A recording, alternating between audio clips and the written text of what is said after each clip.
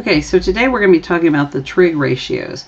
And some of you may recall trig ratios coming from your geometry studies.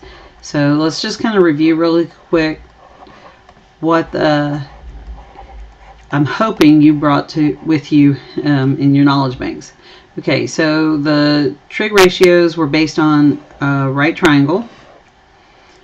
And in your right triangle, you had an angle that you identified, and we're going to call it theta in pre-calc. You probably called it ABC or something like that in geometry. So we have this angle theta, and over here we would say this is the opposite side because it's opposite theta, right?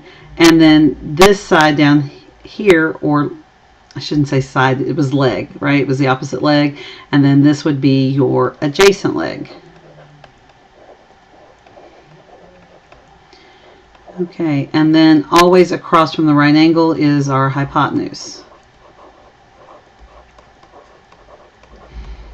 Okay, so what we said in geometry was we have sine, some of you call it sin, but it's really sine theta, and it is equal to the length of the opposite leg over the hypotenuse. And so we just put opposite over hypotenuse. Right? And then cosine theta was the adjacent leg, or the length of the adjacent leg over the length of the hypotenuse. And tangent theta was then the opposite leg length over the adjacent leg length. Okay, so what we're going to look at today is how does this play out in our study of pre-calculus and the developing of some bigger ideas. All right, so let's take a look. Okay. So let r be the distance from the origin to a point on the terminal side of theta. So here we have our standard position starting at x. Theta moves around to the terminal side, which we are saying P is going to be a point on that terminal side, and r is going to be the distance from the origin to that point. Okay. It says here, since r represents a distance, r is always positive. That's a really big idea. We just need to circle that, highlight, underline, just make sure you know that r is always positive. Okay, so for a given value of theta, so theta could be anything, the ratios of y over r, x over r, and y over x are constant. Okay. For any point P. So it doesn't matter what we choose, where we put this at, the relationship between these numbers will be a constant thing. Okay, and because of all of that, each of these ratios is a function of theta. So we're going to refer to these not just as ratios, but they're going to be our trig functions as well. Okay, so we'll talk a little bit more about that later. All right, so knowing that this is theta, and going back to our idea of the opposite versus the hypotenuse, right? We can now rewrite those trig ratios we wrote on the other side to represent how we're going to deal with them on the coordinate plane. Okay, so we said sine would be the opposite over the hypotenuse, and there's our hypotenuse there. Okay, and this is our opposite. So instead of writing opposite over hypotenuse, we're now going to write sine theta is equal to y over r. Okay, cosine, which we just said would be the adjacent side over the hypotenuse, we now would write that as x over r. Okay, so tangent of theta, which was opposite over adjacent, will be y over x.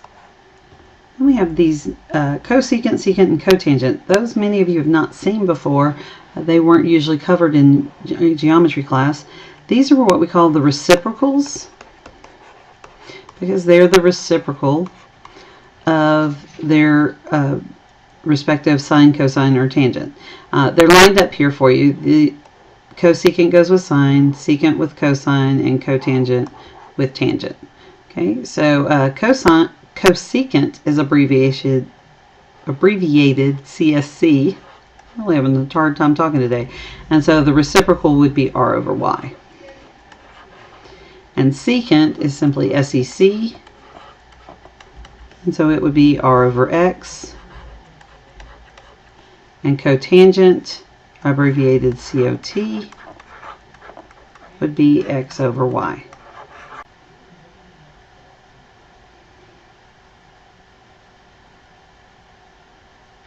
All right, so how can we apply this new information? Well, first off, let me change this out because we should probably start with number 1. Okay, so it says if the terminal side of theta in standard position passes through point P, draw theta and find the exact value of the 6 functions of theta. Okay, in order to find the exact values, we've got to have our x, our y, and our r. So we've got to figure those out. So the 0.68 would be somewhere here in the first quadrant, right? Because if we counted over 6, counted up 8, we're over here somewhere. It doesn't matter. We don't have to be really precise with that. I'm just going to say that's going to represent 6, 8. Okay, so that's our terminal point, P. So that means our angle, theta, came from here, right, from the x-axis. So there's our theta, which if we finish off the triangle, right, our x value, right, here is going to be 6, and our y value coming up is 8. So what we need to know is what is r. Okay, well, hopefully you recall the Pythagorean theorem, which allows us to find missing sides of right triangles. And in the Pythagorean theorem, it said the sum of the square of the legs is equal to the square of the hypotenuse. For us, that's going to be x squared plus y squared equals r squared, which in this case is 6 squared plus 8 squared equals r squared. Okay. Do that math. That's 6 squared is 36, 8 squared is 64, so we're going to get 100. And then to find r, we'll take the square root. So we know the square root of 100 is 10. So r is 10. So now we know what x, y, and r values are. So now we just go back to our formulas from the previous page and we just pull them together. So sine theta was y over r. So that's going to be 8 over 10.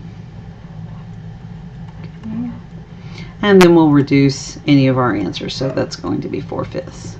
And then cosine theta was x over r. So that's going to be 6 over 10, which reduces to 3/5. Okay, and then tangent theta was y over x. So that will be 8 over 6, which reduces to 4/3. All right, moving along. Cosecant. Cosecant was the reciprocal of sine, so that's going to be 10 over 8, or 5/4. Secant theta was the reciprocal of cosine, so that's going to be 10 over 6, which is 5/3. And then finally, cotangent theta was the reciprocal of tangent, so that's going to be 6 over 8, which is 3/4. Okay, so